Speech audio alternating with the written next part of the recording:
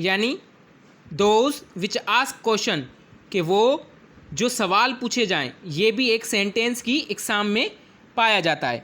Number 3 पर है those which express command, request और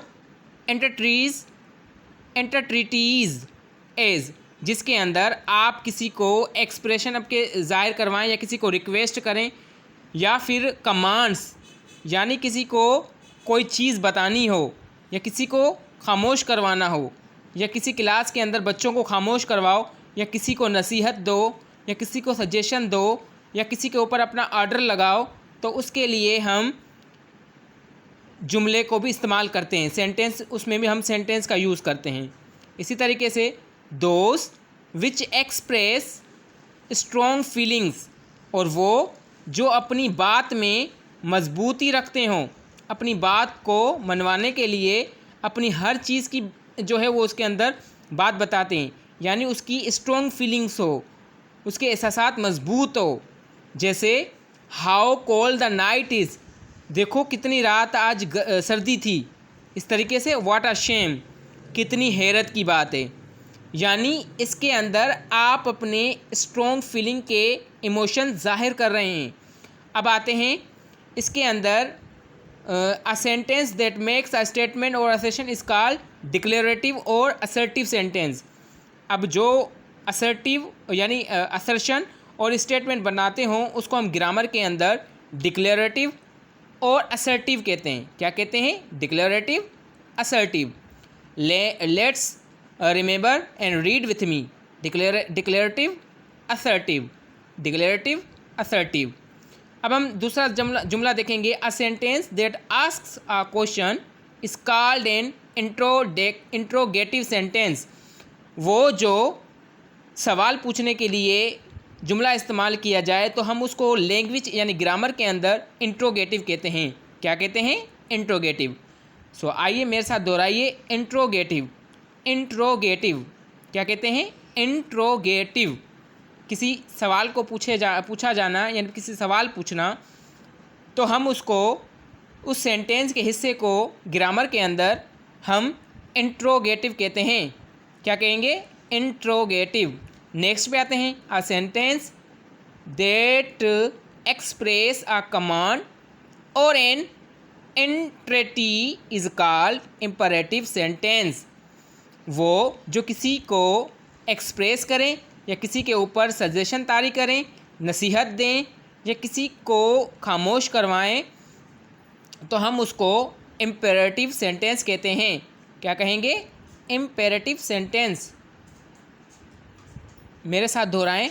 imperative sentence, imperative sentence. Next हमारा है the sentence that express strong feelings is called exclamatory sentence.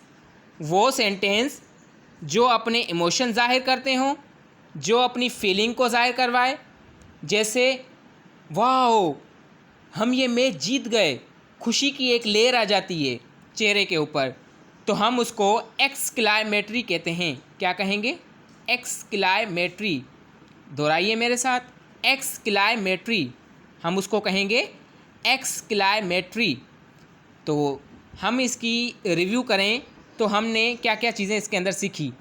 तो हमने ये सीखा कि सेंटेंस किसे कहते हैं, सेंटेंस को बनाने के लिए किस चीज़ की ज़रूरत पड़ती है, और सेंटेंस की जो काइंड्स होती है वो कितनी काइंड्स है, और हमने ये भी देखा कि इसकी 4 इकसाम होती है।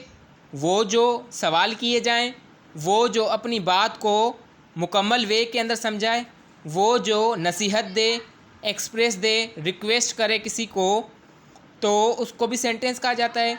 वो सेंटेंस जिसके अंदर स्ट्रॉन्ग फीलिंग हो, वो सेंटेंस जो कि किसी से सवाल पूछे जाने पे हिचकिचाहट ना की जाए सेंटेंस के अंदर। तो इसके अलावा जो स्टेटमेंट और असर्शन जाहिर करते हैं हम उसको लैंग्वेज के अंदर यानी ग्रामर के अंदर डिक्लेरेटिव और असर्टिव कहते हैं। Declarative and assertive. इसके अलावा दूसरा जो है क्वेश्चन यानी किसी सवाल करना, तो हम उसको ग्रामर के अंदर इंट्रोगेटिव सेंटेंस कहते हैं। Interrogative sentence, interrogative sentence. उसके अलावा हमारे पास एक और सेंटेंस है जो कि किसी को नसीहत देना या किसी से एक्सप्रेशन ज़ाहिर करना, स्ट्रॉन्ग फीलिंग बताना, हम उसको कहते हैं इम्पेरेटिव सेंटेंस।